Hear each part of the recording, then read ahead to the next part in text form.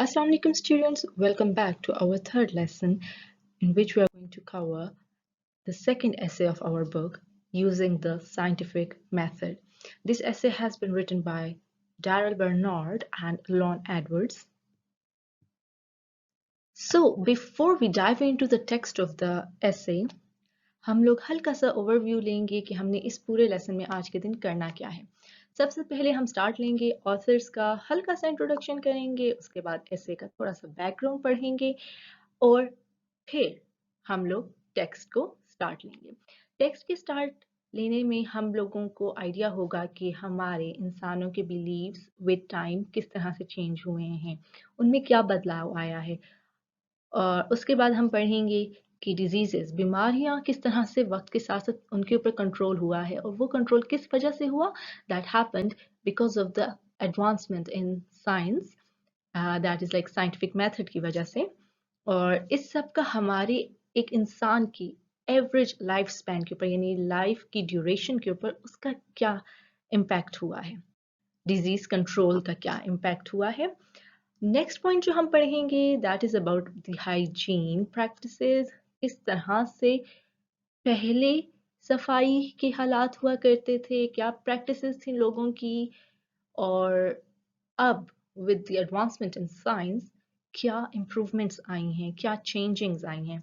Next again we are going to talk about how our lifestyle has become better, has been improved, और किस तरह से infrastructure buildings बेहतर हुई और उसका क्या हमारी ज़िंदगियों पर असर हुआ है और वो हमारी ज़िंदगियों के में किस तरह से उन्होंने आसानियाँ लाई हैं।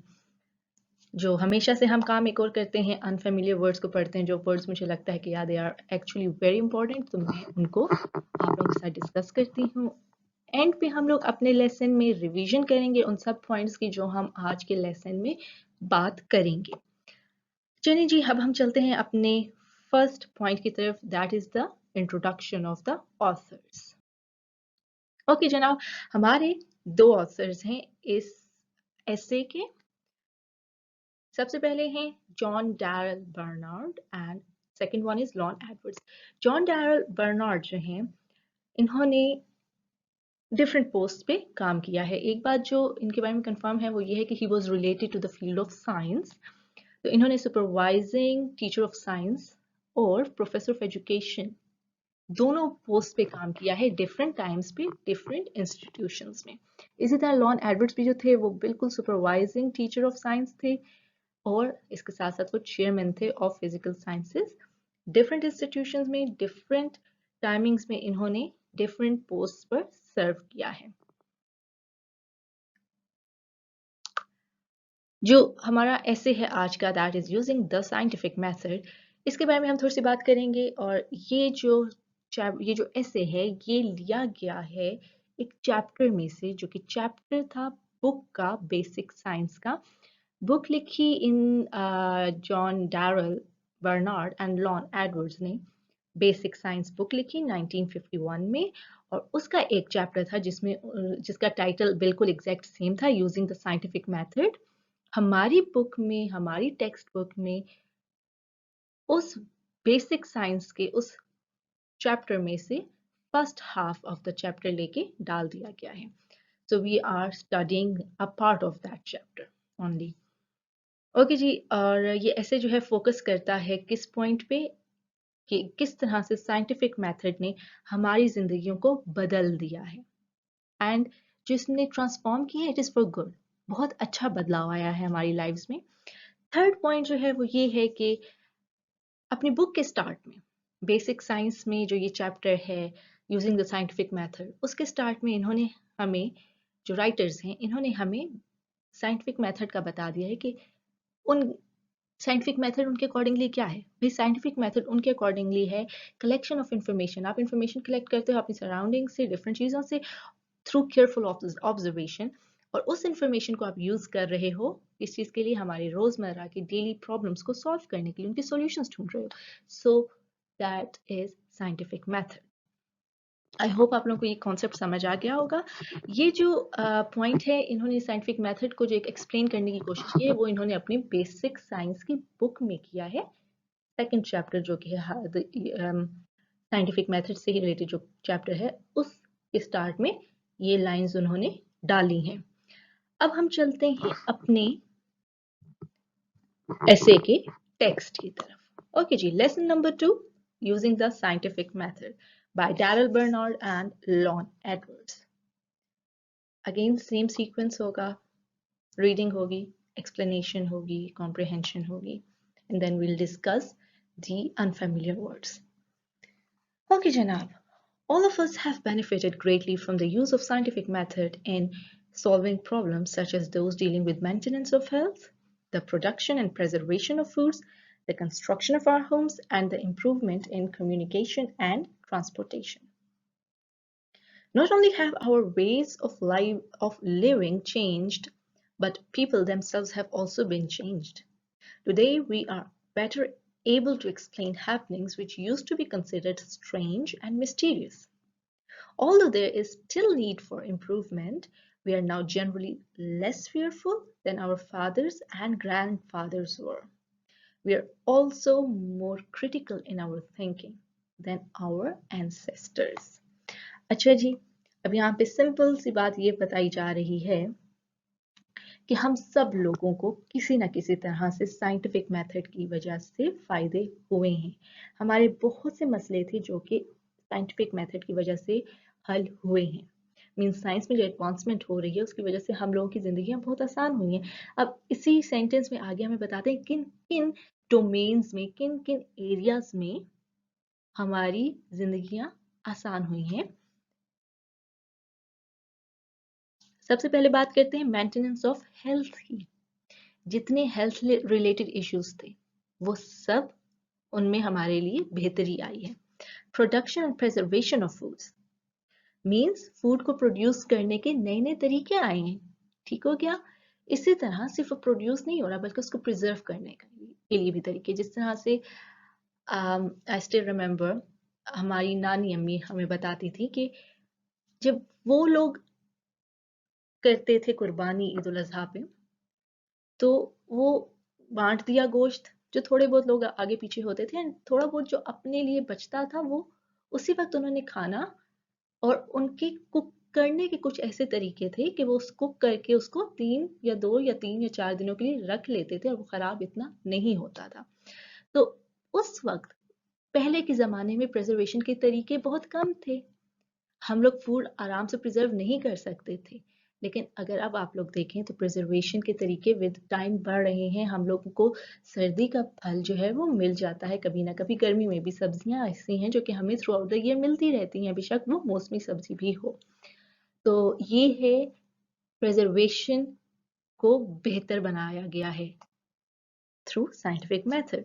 The construction of our homes, हम देखेंगे कि कंस्ट्रक्शन में भी बहुत बेहतरी आई है। हमारी जो बिल्डिंग्स हैं, पुराने ज़माने की बिल्डिंग्स और न्यू टाइम की जो बिल्डिंग्स हैं उनमें बहुत सा फ़र्क आया है।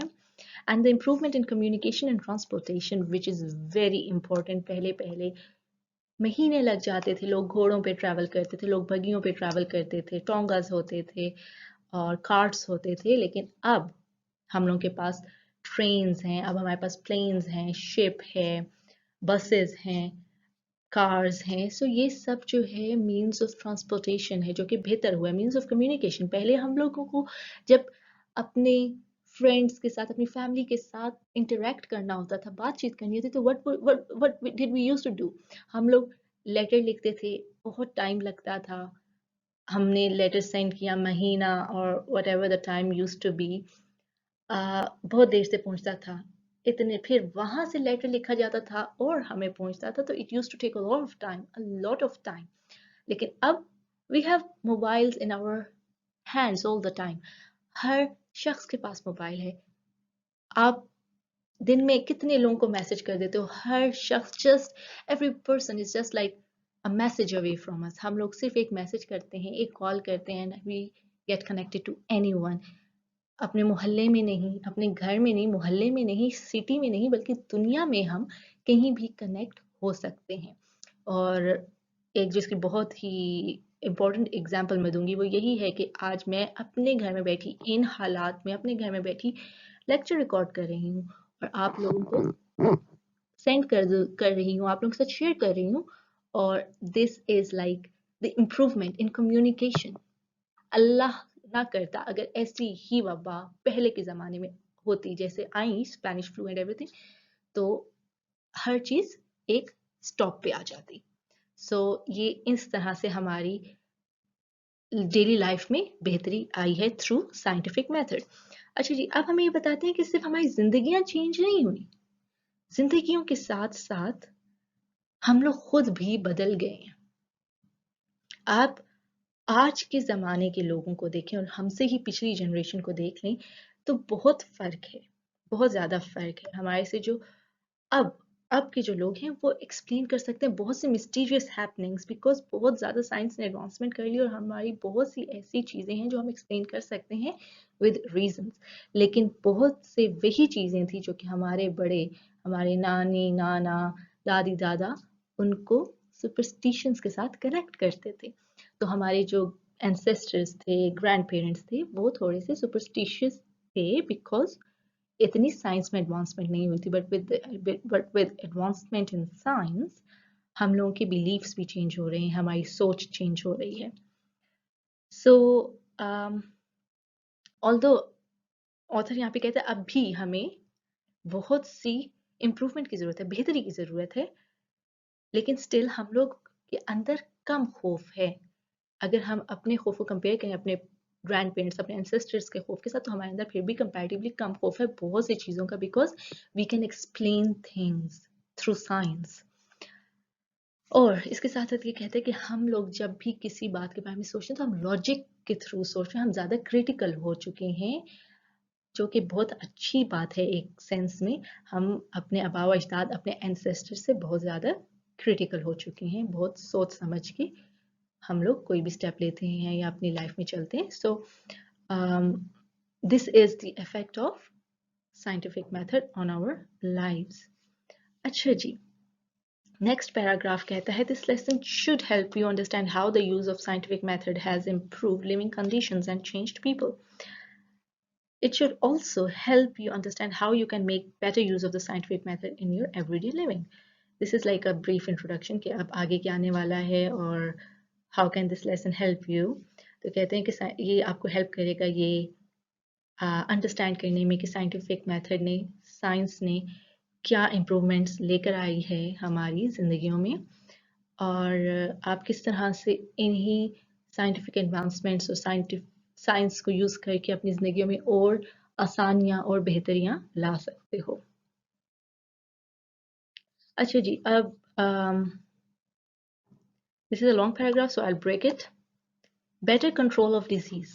If you had been born 200 years ago, you would have had about 1 chance in 8 of living to be 1 year old. In other words, in those days, about 7 out of 8 babies died before reaching their first birthday. Suppose you had been an unusually strong little fellow and had lived through the first year. Very likely before you were 6 years old, you would have had smallpox, and by the time you reached the age of 12, you would undoubtedly have had measles, whooping cough, scarlet fever, and diphtheria. अच्छा जी, अब यहाँ पे हमें बता रहे हैं कि अगर आप आज के ज़माने में ना पैदा हुए होते, एंड याद रखें ये बुक जब लिखी गई थी इट वाज इन 1951, सो ये उस टाइम की बात करें, अब तो और भी एडवांसमेंट हो चुकी है। तो कहते हैं कि आप इस जनरल टाइम पीरियड में ना पैदा हुए होते, बल्कि 200 साल पहले पैदा हुए अगर होते, तो आपके बचने के कितने चांसेस से हर 8वें बच्चे के बाद एक बच्चा सिर्फ बचता था। ठीक हो गया, 1 ईयर की एज तक पहुंचता था,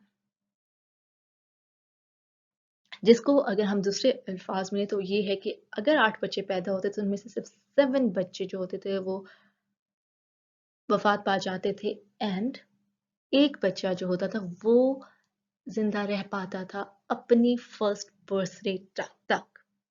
तो कहते हैं कि सपोज करें आप वो अनयूजुअली स्ट्रॉन्ग बच्चे हो जो कि जिंदा रह गया अपनी फर्स्ट बर्थडे तक, तो क्या हुआ कि बहुत चांसेस हैं, बहुत ज्यादा चांसेस हैं कि इससे पहले कि आप अपनी छठी बर्थडे तक पहुंचते, 6 साल के होते, आपको स्मॉल पॉक्स हो जाते। मीन्स आपने पहला तो वो चीज हर्डल, पहली तो जो एक मुश्किल थी उसको पार कर लिया, 1 साल तक ये हो गए, इम्यूनिटी इतनी हो गई। अब सेकंड हर्डल कब तक पहुंच जाता था? 6 साल के होने तक एक सेकंड हर्डल आता था और वो होता था स्मॉल पॉक्स का। अच्छा जी, आपने वो भी, उधर से भी आप बच गए, जिंदा हो गए, जिंदा रहे और आगे लाइफ में चले। तो क्या हुआ कि जब तक आप 12 साल के हुए, आपको यकीनन किस तरह की बीमारियां लग सकती थी? मीजल्स, ठीक हो गया, whooping cough, scarlet fever and diphtheria। अच्छा जी, अब हम देखते हैं कि मीजल्स क्या है। मीजल्स जो थी वो एक वायरल डिजीज होती थी जिसकी वजह से स्किन के ऊपर रैशेज हो जाते थे, not rashes, red spots, red धब्बे आ जाते थे, बुखार हो जाता था, ठीक हो गया। तो ये एक वायरल डिजीज थी। फिर सेकेंड डिजीज का नाम आ रहा है हुपिंग कफ। डेफिनेटली कफ से हमें आइडिया हो रहा है कि इसका कुछ रेस्पिरेटरी सिस्टम के साथ कनेक्शन है। तो ये भी एक कंटेजियस डिजीज थी जो कि ज्यादातर बच्चों को अफेक्ट करती थी। फिर उसके बाद आता है स्कारलेट फीवर। स्कारलेट फीवर जो थी वो भी एक कंटेजियस डिजीज थी। Contagious disease means infectious disease थी एंड ये भी ज्यादातर बच्चों में होती थी। इसकी वजह से आपको बुखार होता था, गला खराब हो जाता था और बॉडी के ऊपर रेड कलर के या डार्क रेड कलर के रैशेज हो जाते थे। एंड डिफ्थेरिया, डिफ्थेरिया मींस ये भी एक डिजीज थी जो कि इन्फेक्शियस डिजीज थी और इस ये आपकी ब्रीदिंग को ऑब्स्ट्रक्ट करती थी, ब्रीदिंग पे मुश्किल बना देती थी, ठीक हो गया। अब ये 12 साल के होने तक काफी बच्चों को, जो बच्चे जिंदा बच जाते थे उनमें से काफियों को ये बीमारी हो जाती थी। इनमें से कोई एक आध बीमारी हो गई या मे बी 2-3 होगी। फिर अगर आप फिर भी अपनी ये बैटल ऑफ लाइफ, जो जंग लड़ रहे हो जिंदगी के साथ, इधर से भी जीत जाते हो, तो आगे क्या है भाई? आगे आपके पास येलो फीवर है, ठीक हो गया। अब येलो फीवर क्या है? ये भी मॉस्किटो से ट्रांसमिट होता था, ठीक हो गया। और द फ्री डिक्शनरी बताती है कि it was an infectious tropical disease जो कि ट्रांसमिट होती थी थ्रू मॉस्किटोज। मलेरिया डेफिनेटली मच्छर से, टाइफस, कॉलरा, टाइफॉइड। टाइफस जो था वो भी एक इन्फेक्शियस डिजीज थी जो कि फ्लीज से ट्रांसमिट होती थी, ठीक हो गया। और इसकी वजह से आपको हाई फीवर हो जाता था, हेडेक और डिलीरियम। डिलीरियम होता है कि जब आपको पागलपन के दौरे पड़ रहे हों, it's something like that, not exactly but something like that. चलिए जी, और टाइफॉइड फीवर वगैरह हो जाता था, ठीक है। मीन्स आपको हर स्टेज पे कोई ना कोई बीमारी होने का डर होता था। अब हम आगे read करेंगे typhoid fever and even then your battle for life was not over. Yellow fever, malaria, typhus, cholera, typhoid fever and even influenza once started spread through our community. So ये yellow fever, malaria, typhus, cholera, typhoid and influenza ये सब जब एक दफा start होती थी तो ये पूरी कम्युनिटी में फैल जाती थी, ठीक हो गया। Like these days we are actually witnessing जो COVID-19 है, जिस तरह से ये पूरी कम्युनिटी, पूरी दुनिया में फैल गया। सो ये बीमारियां बिल्कुल ऐसे ही थी जो कि फैलती थी एकदम से, पूरी कम्युनिटी को अपनी लपेट में ले लेती थी। Life was most uncertain. A person who lived to be more than 30 years of age was indeed fortunate. It is unbelievable that such conditions could have existed so short a time ago. Today, babies are born in hospitals where there is little likelihood of their getting a disease. Young people are treated to protect them against smallpox, diphtheria, and typhoid fever. Today, a person can expect to live to be almost 70 years old. In other words, more than 30 years have been added to the expected length of man's life. These changes have been made possible by use of the scientific method to solve such problems as the causes of disease and its prevention. अच्छा जी, community में फैल जाती थी बीमारियां और कहते कि वो जो वक्त था, उस वक्त जिंदगी बिल्कुल अनसर्टेन थी। यू कुडंट से कि आप कितना जी पाओगे, ठीक है।